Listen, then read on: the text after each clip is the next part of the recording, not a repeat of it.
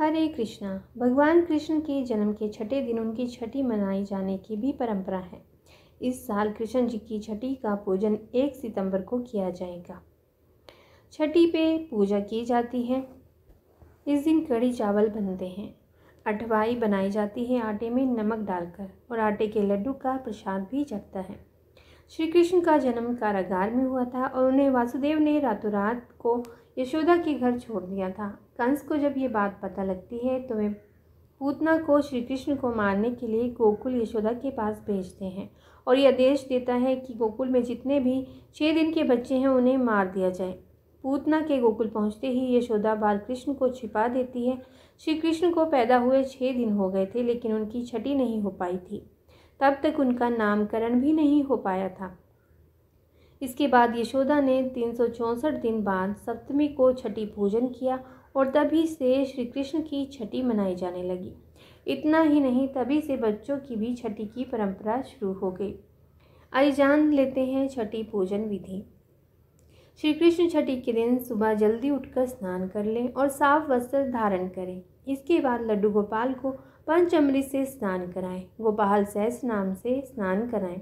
इसके लिए दूध, घी, शहद, शक्कर और गंगा जल से बने पंचामृत का प्रयोग करें। इसके बाद शंख में गंगा जल भरकर लड्डू गोपाल को फिर से स्नान कराएं। स्नान कराने के बाद भगवान को पीले रंग के वस्त्र पहनाएं और उनका श्रृंगार करें। इसके बाद लड्डू गोपाल को माखन मिश्री का भोग लगाएं। भोग लगाने के बाद भगवान का नामकरण करें। माधव, लड्डू गोपाल, ठाकुर जी, कान्हा, कन्हैया, कृष्णा, इनमें से जो भी नाम आपको अच्छा लगे वो चुन लें और भगवान को इसी नाम से पुकारें। इसके बाद भगवान के चरणों में अपने घर की चाबी सौंप दें और भगवान श्री कृष्ण से प्रार्थना करें कि वे सदैव आपके परिवार पर अपनी कृपा बनाए रखें और सबका पालन पोषण करें।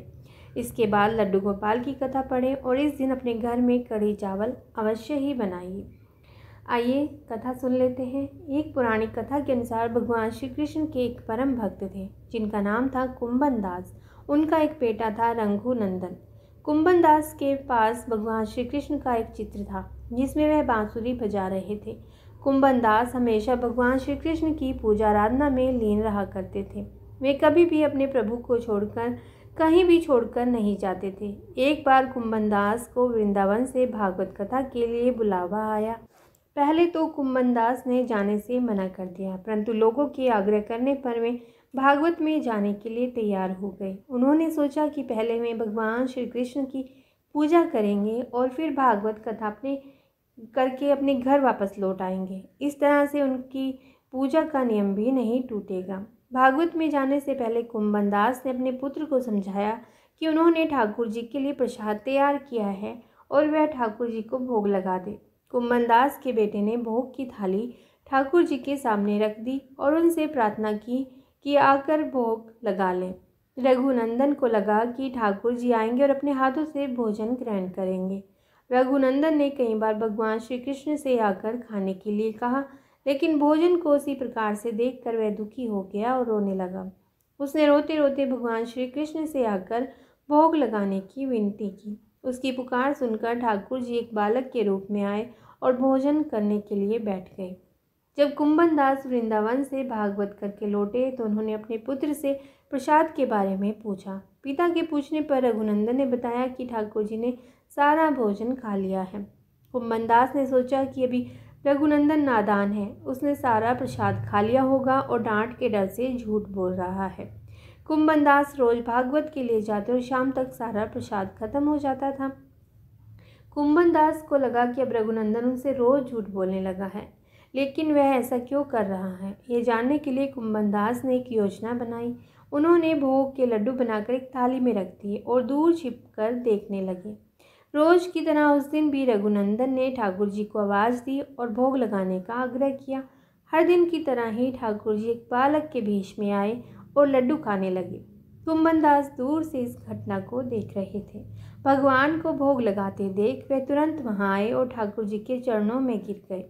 उस समय ठाकुर जी के एक हाथ में लड्डू था और दूसरे हाथ का लड्डू जाने ही वाला था, लेकिन ठाकुर जी उस समय वहीं पर जमकर रह गए। तभी से लड्डू गोपाल के स्वरूप की पूजा की जाने लगी। छठी के दिन इस कथा का पाठ करने से भगवान कृष्ण प्रसन्न होते हैं और भक्तों की सभी मनोकामनाएं भी पूरी करते हैं। तो बोलिए बाल कृष्ण भगवान की जय। इस दिन कथा सुनने के बाद बाल कृष्ण जी की आरती की जाती है। तो आइए आरती करते हैं। आरती बाल कृष्ण की कीजिए, अपना जन्म सफल कर लीजिए। आरती बाल कृष्ण की कीजिए।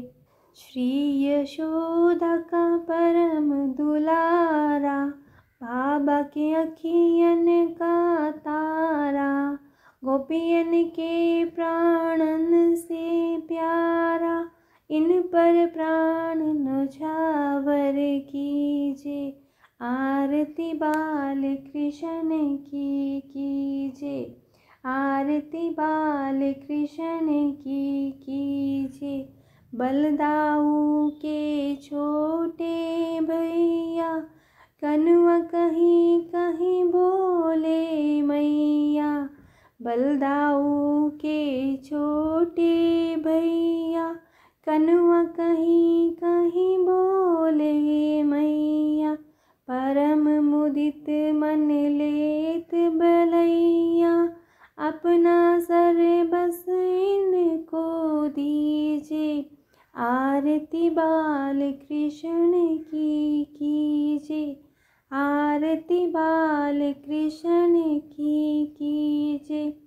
श्री राधावर कृष्ण कन्हैया, ब्रजजन को नवनीत खवैया। श्री राधावर कृष्ण कन्हैया, ब्रजजन को नवनीत खवैया। देखत ही मन लेत चुरैया, यह छवि नैनन में भर लीजिए। देखत ही मन लेत चुरैया, यह छवि नैनन में भर लीजिए। आरती बाल कृष्ण की कीजिए। आरती बाल कृष्ण की कीजिए। तोतली बोलन मधुर सुहावे, सखन संग खेलत सुख पावे। तोतली बोलन मधुर सुहावे, सखन संग खेलत सुख पावे। सोई सूक्ति जो इनको ध्यावे, अब इनको अपना कर लीजिए। आरती बाल कृष्ण की कीजिए। आरती बाल कृष्ण की कीजिए। अपना जन्म सफल कर लीजिए। आरती बाल कृष्ण की कीजिए। जय जय जय श्री कृष्ण। जय द्वारकाधीश। आशा करती हूँ इस वीडियो में दी गई जानकारी आपको अच्छी लगी होगी। यदि यह वीडियो आपको अच्छी लगी है तो लाइक ज़रूर कीजिए, और यदि आप इस चैनल पर पहली बार आए हैं तो चैनल को भी सब्सक्राइब ज़रूर कीजिए। धन्यवाद।